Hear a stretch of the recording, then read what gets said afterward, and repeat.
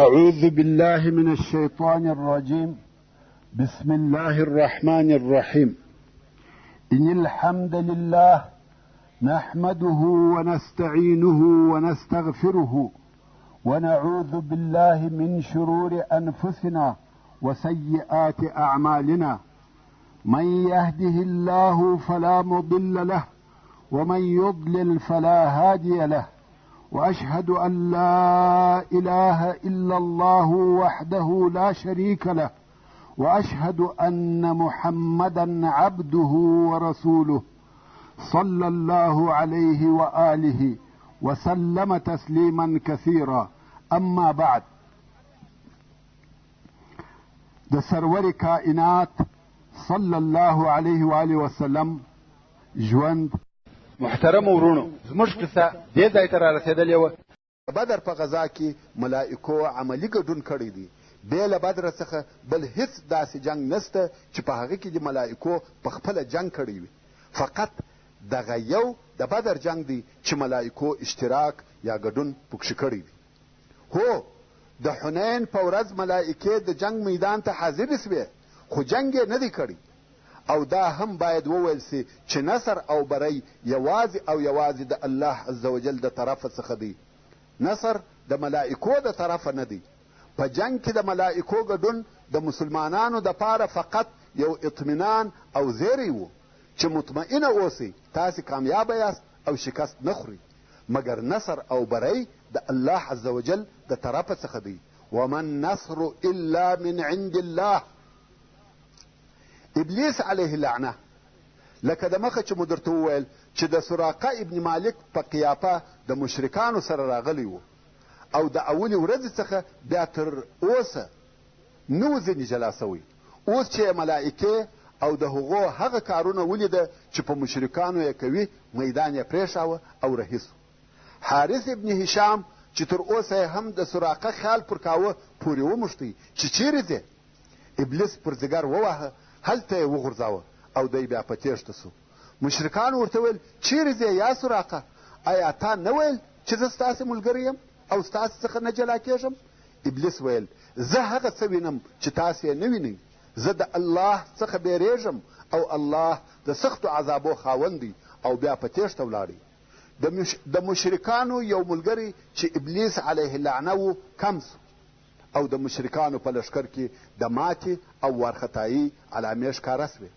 د دوی صفونه د مسلمانانو د سختو حملو په مقابل کې نړیږي او ماتیږي، او جنگ و پای ته نږدې کیږي. د مشرکانو څخه یو یو په متفرقه ډول د میدان جنگ څخه وځي، او مسلمانان په پسې دي، یا یې وژني یا یې بندیانوي. مګر لوی طاغې د دې امت فرعون ابو جهل کم وخت چې په خپل لښکر کې د اضطراب علامې ولیدلې، کوښښ کوي چې دغه د ریګو کوټه د دغه سیل په مخ کې ودروي، او غوښته یې چې خپل لښکر دلاوره کړي. نو یې په کبر او غرور و خپل لښکر ته وویل پام کوئ چې د سراقه خیانت او تېښته په تاسې کې وارخطایي پیدا نه کړي. هغه د محمد سره دغسې وعده درلوده. او پام کوئ چې د عتبه او شیبه او ولید مرګ مو وارخطا نه کړي. د هغو څخه تلوار وسو. زما د پلات او عزا سره قسم وي چې موږ به تر هغو پورې ولاړ نسو تر څو دوی په رسیانو ونه تړو.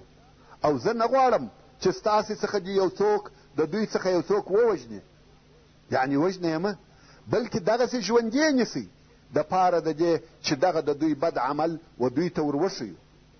مګر ډېر ژر و ده ته د دغه خپل طغیان او تکبر، لویی او خودبینی حقیقت ورښکاره سو.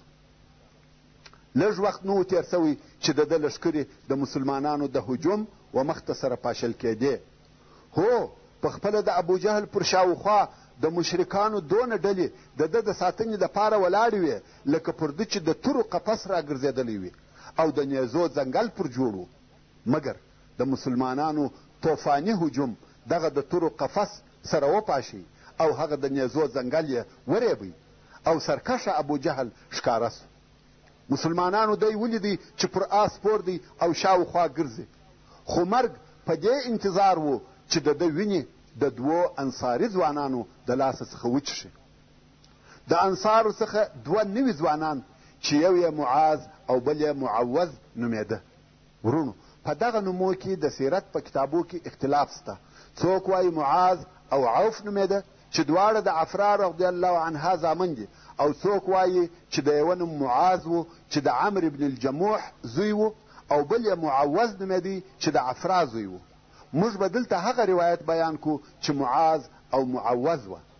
دغه دوه تازه او د لږ عمر ځوانان و. عبدالرحمن ابن عوف رضی الله تعالی عنه وایي د بدر په ورځ زه د مسلمانانو په صف او قطار کې ولاړ وم چې خپل راسته او چپه طرف ته مې وکتل. دغه دوه نوي ځوانان مې و یوه طرف او بل طرف ته ولاړ وه چې د یوه عمر 15 کاله او د بل عمر 14 کاله را معلومېدی. هلوکان او تازه ځوانان دي، او دا هغه هلوکان دي چې د جنگ په شروع کې کم وخت چې عتبه او ولید د مبارزې دپاره پهلوانان وغوښته دوی ورووته و جنگ ته په ډېر شوق کې دي. نو عبدالرحمن ابن عوف رضی الله تعالی عنه وایي کم وخت چې جنگ شروع سو خپل شاوخوا ته مې وکتل و دواړو بغلو ته مې ځوانان هلوکان ولاړ دي. زما په زړه کې دا غوښتنه او آرزو وه چې کشکې مې وڅنګ ته تر دوی یو څه پاخه او مشران نفر ولاړ وای. داسې څوک وای چې په جنگ کې عادت او تجربه درلودلی، او دا داسې هلوکان دي چې په خپل عمر کې د اول وار دپاره د جنگ میدان ته ورځي.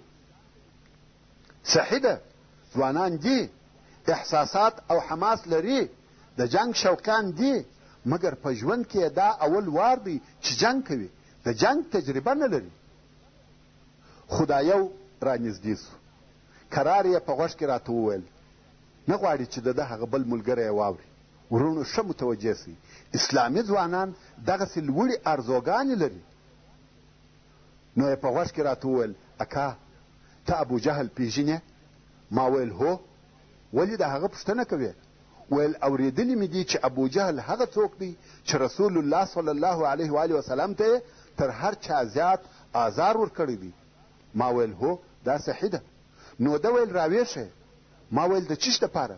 ویل قسم مې دي په هغه ذات وي چې زما د نفس اختیار د هغه په لاس کې دی، که مې ولیدی تر هغو به زما سایه د ده د سایې څخه جلا نه سي تر څو چې په موږ کې هغه څوک مړ نه سي چې د مخه یې اجل پوره سوی وي.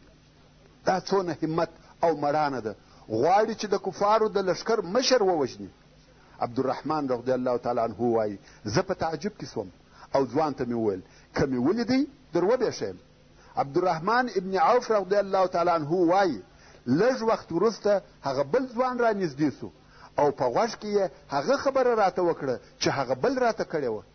عبدالرحمن وایي د مخه زما د زړه غوښتنه دا وه چې وڅنګ ته مې تجربه ناکه او په جنگ پوه خلق ولاړ وای، مګر چې د دوی دغه همت او مړانه مې ولیده خوشحاله سوم چې دوی غوندې همتناکه ځوانان مې وڅنګ ته ولاړ دي. ځکه دا څونه همت او دلاوري ده چې په جنگ کې په بل چا غاړه نه باسي او د دوی څخه هر یو غواړي چې د کفارو د لښکر مشر ووژني. عبدالرحمن ابن عوف رضی الله تعالی عنه وایي لږ وخت وروسته ابو جهل ښکاره سو چې پر آس سپور په خلقو کې ګرځېدی، مګر داسې معلومېدی لکه درخته په ځنګله کې. یعنې د ده د ساتنې دپاره شاوخوا ډېر خلق پر راګرځېدلي وه. په ځنګله کې هم درختې ډېرې وې، نو د ابو جهل پر شاوخوا هم ډېر خلق وه، ځکه دی د لښکر مشر او د کفارو په لښکر کې هغه مهم سړی و. نو خود مشرکان پر ده راګرځېدلي وه چې پر هره خوا دی حرکت کوي، مشرکان ورسره دي او ساتي. نو مې و دغه دوو ځوانانو ته وویل هغه پوخ سپینږیری سړی ویني چې شاوخوا خلق پر راګرځېدلي دي؟ دوی ویل هو. ما ویل دغه هغه سړی دی چې تاسې یې پوښتنه کول. عبدالرحمن رضی الله تعالی عنه وایي ما لا خپله خبره نه وه پوره کړې چې دوی لکه دوه غشي په ځغستا پر هغه طرف وررهي سوه. هر یو کوښښ کوي چې تر هغه بل وردمخه سي، څو د کفارو و لښکر ته ورورسېده. هغه خلق چې د ابو جهل پر شاوخوا وه پورې وهي، څو ابو جهل ته لار پیدا کړه. کم وخت چې ابو جهل ته ورورسېده دواړو وارې پر وکړي، یوه هم په توره ووهه او بل هم. ابو جهل غزار سو. دا د برېښنا په شان یوه نابوبره حمله وه. تر څو چې خلق پوهېده چې څه قصه ده، دوی خپل مقصد حاصل کړی و. د کفارو لښکر په حیرت کې دی، ځکه هیچا د دغه نابوبره هجوم تصور نه کاوه.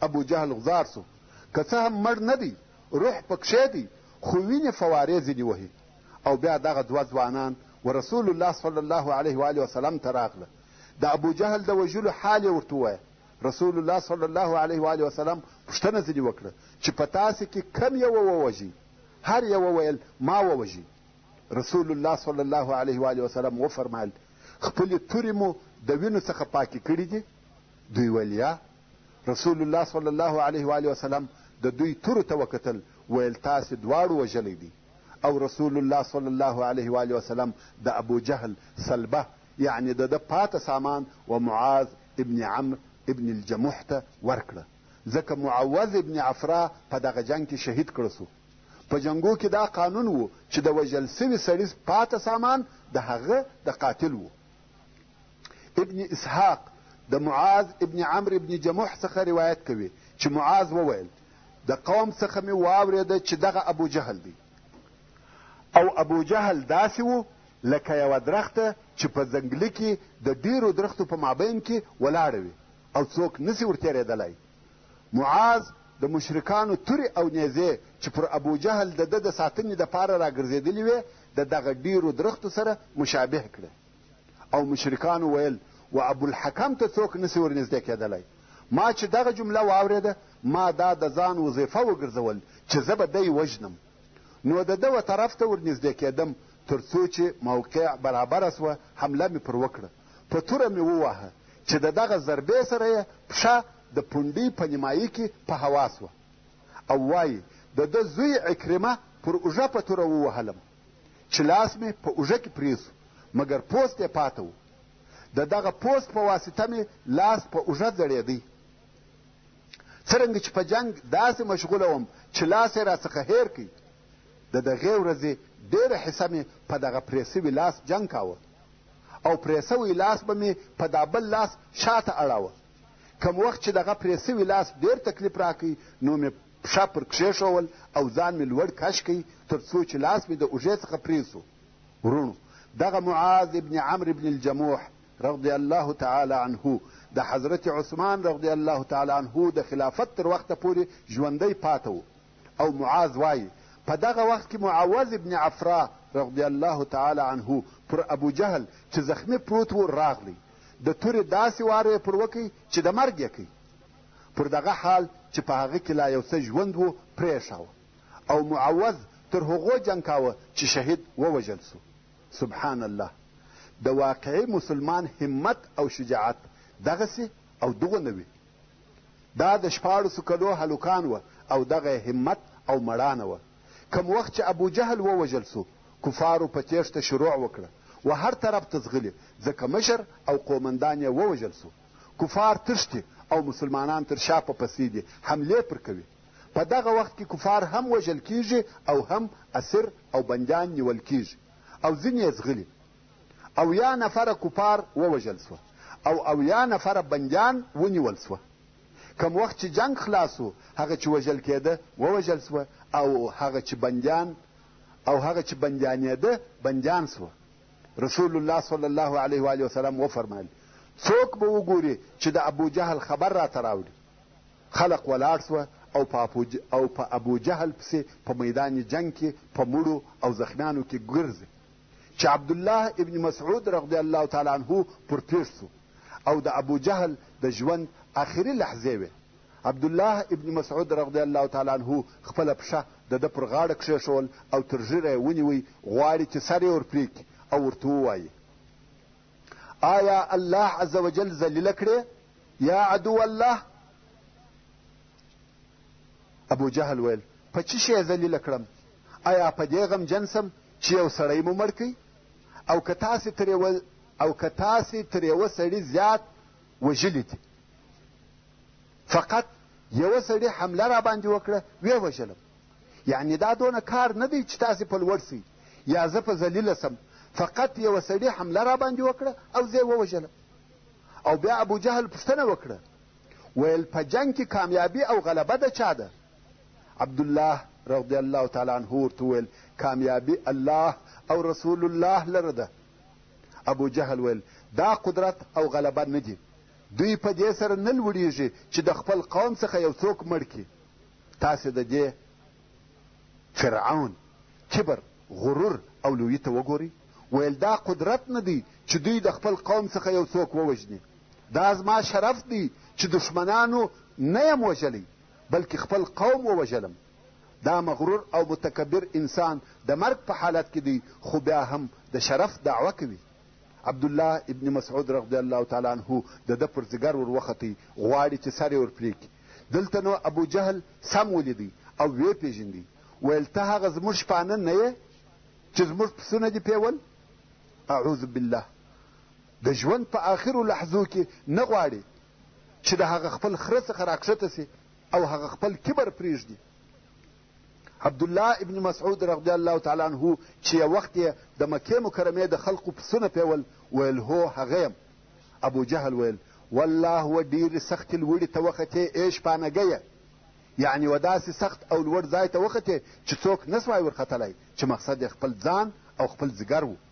او بیا ابو جهل وویل چې سر مې پرې کوې غاړه مې اوږده ورسره پرې که چې سر مې لوی ښکاره سي.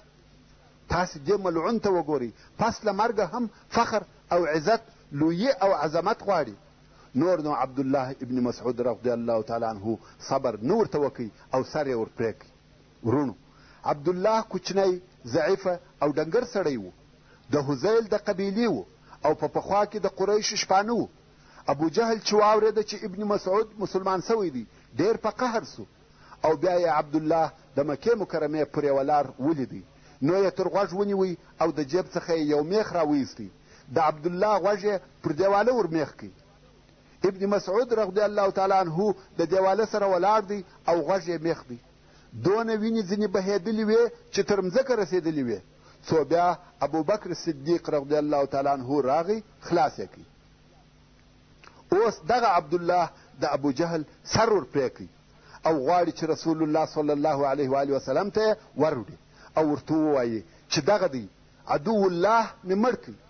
خو د ابو جهل سر لکه د غوایي دونه غټ دی او ابن مسعود کوچنی سړی دی، دا لوی سر نسي وړلی. نو یې د تورې په څوکه د ابو جهل غوږ ورسری کړي او تناو یې پکښې واچاوه کشوي یې. عبدالله رهي دی، سر پسې کېږي.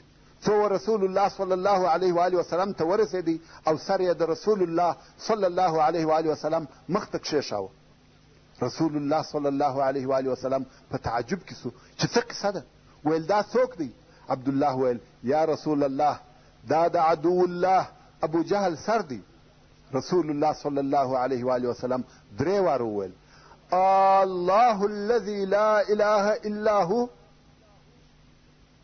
یعنی په الله پوښتنه در څخه کوم، هغه الله چې بې له ده څخه بل الله نسته. او بیا یې وویل الله اکبر الحمد لله الذي صدق وعده ونصر عبده وهزم الاحزاب وحده. او وی فرمایل دا د دې امت فرعون دی. او عبدالله ته وویل یا ابن مسعود الاذن بالاذن، یعنی ستا غوږ په مکه کې در سری کړي او تا د ده غوږ دلته او سر یې هم بالابود. دا یې ګټه ده. محترمو ورونو، د دغه جنگ په جریان کې نورې ډېرې واقعې هم پیښې سوي دي چې د مسلمانانو پر صادقه ایمان، پر ثابته عقیده، په جنگ کې شجاعت او د دوی پر همت او مړانه دلالت کوي. په دې جنگ کې پلرونه د زامنو سره مخامخ سوه، ورونه د ورونو سره مخامخ سوه. څرنګه چې دوی په عقیده کې سره مخالف وه، نو د دوی په مابین کې فیصله په توره سره وسوه. مظلوم د ظالمه سره مخامخ سو او خپل د مظلومیت حق یې واخیستی. چې موږ د هغې جملې څخه یوه د عمیر ابن الحمام واقعه، هغه چې خرماوي یې وغورځولې او جنگ ته داخل سو او بیا شهید سو.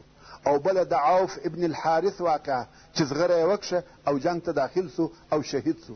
د مخه درته بیان کړې، خو زه به یو څو نورې واقعې دلته د مثال او نمونې پر قسم درته بیان کم. اول، د کفارو په لښکر کې یو سړی و چې د اوسپنې د زنځیرانو کالي یې اغوستې وه. د سر څخه تر پښو پورې په ټول بدن کې یې هېڅ ځای نه معلومېدی بې له دوو سترګو څخه، فقط سترګې یې معلومیږي. او په جنګ یې شروع وکړه. پر هر طرف حملې کوي، وارونه کوي، چپه او راسته طرف ته وهل کوي، مسلمانان زخمیانوي، خو بالمقابل مسلمانان پرده وارونه کوي، دی وهي په توره، په نیزه، په غوشو، مګر ده د اوسپنې د زنځیرانو کالي اغوستي دي، هیڅ اثر نه پر کوي. مسلمانان د ده د وهلو څخه عاجزه سوه، څه په وکړي؟ پر ده هیڅ واری تاثیر نه کوي او دغه کافر ډېر مسلمانان زخمیان کړه. نو د مسلمانانو څخه یو نفر ورسول الله صلی الله علیه و آله وسلم ته ورغلی، ویل یا رسول الله دغه سړي په عذاب کړو، خوږ یې کړو. رسول الله صلی الله علیه و آله وسلم و زبیر بن العوام رضی الله تعالی عنه ته ورغږ کړه.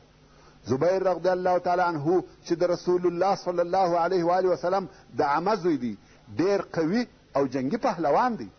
رسول الله صلی الله علیه و آله وسلم امر کوي چې د دغه سړي یوه چاره وکړه، د وهلو لار ورته پیدا کړه. مسلمانان د هرې اسلحې وارونه پر کوي او پر موږ خو تاثیر نه پر کوي. خبره دا نه ده چې څوک واری نسی پر کولی، وارونه پر کیږي خو فایده نه لري، ځکه سر تر پایه په اوسپنه پوښلی دی. زبیر رضی الله تعالی عنه وایي ورغلم، شاوخوا پر وګرځېدم، ګورم چې په دغه اوسپنه کې به یو ځای سری وي یا به د بدن یوه حصه لڅه وي، خو هر څه چې پر وګرځېدم بې له سترګو بل ځای نه معلومېدی. اریان یم چې څنګه یې ووژنم. وایي بیا هم پر وګرځېدم او دی چپه او راسته طرف ته مسلمانان وهي او هیڅوک هیڅ نشي پکولی. زبیر رضی الله تعالی عنه وایي نو د مخ د خوا ورته ودرېدم او نیزه مې ښه ورته برابره کړه، ښه نوشان مې ورته ونیوی او د ده پر سترګه مې د نیزې واری وکړ. نیزه هم برابره ورغله او د ده پر سترګه وموښته او تر څټ یې ووته. دغه کافر په دغه واري ووژل سو او الله عز وجل مسلمانان د ده د شر څخه خلاص کړه. ورونو، په جنگ کې داسې نوشان ویشتل او دونه دقت چې په جنگ کې د سترګه هم نه ځینې خطا کیږي، دا لوی هنر دی او د اصحاب کرامو دغه جنگي قدرت و. دوهمه واقعه، قتاده رضی الله تعالی عنه په دغه جنگ کې پر سترګه زخمي سو، توره یې پر مخ وموښته، مخ یې څیرې سو او سترګه یې لاندې پر باړخو ولوېده، سترګه یې په رګو زړیږي او وینې ځینې بهیږي. نو د جنگ د میدان څخه ووتی، ځکه نور یې جنگ نه سوای کولی. ځینو انصارو ورته وویل راسه چې سترګه دې در پرېکو. ده ویل یا تر څو چې رسول الله صلی الله علیه و آله وسلم ونه وینم کار نه پلرم چې هغه څه راته وایي. نو رسول الله صلی الله علیه و آله وسلم ته پر دغه حال چې سترګه په زړیږي ورغلی. دلته نو د رسول الله صلی الله علیه و آله وسلم پر لاس الهي معجزه ښکاره سوه. رسول الله صلی الله علیه و آله وسلم ورته وفرمایل یا قتاده راسه. قتاده رضی الله تعالی عنه ورغلی، د رسول الله صلی الله علیه و آله وسلم مخ ته کښېنستی. رسول الله صلی الله علیه و آله وسلم یې سترګه ورپورته کړه، په هغه خپل غالب کې یې کښېښول او بیا یې خپل مبارک لاس پر تېر کړي. قتاده رضی الله تعالی عنه وایي والله نه په پوهېږم چې کومه یوه زخمي سوې وه، سترګه مې داسې سوه لکه اول چې وه. دا هم د نورو معجزو تر څنګ یوه معجزه وه چې د بدر په ورځ ښکاره سوه. د بدر په درېیمه واقعه، د بدر په ورځ جنگ او معرکه شروع دي چې د عکاشه ابن محسن الاسدي رضی الله تعالی عنه توره په جنگ کې ماته سوه. اوس نو جنگ په څه شي وکړي؟ نو ورسول الله صلی الله علیه و آله وسلم ته ورغلی او ویل یا رسول الله. محترم ورونو، بیا هم پته د قصې تر تمامېدو د مخه پای ته ورسېده. نو پاته قصه به انشاء الله تعالی په راتلونکې پته کې واورئ انشاء الله تعالی. وصلى الله تعالى على خير خلقه محمد وآله وأصحابه وأهل بيته أجمعين. والسلام عليكم ورحمة الله وبركاته.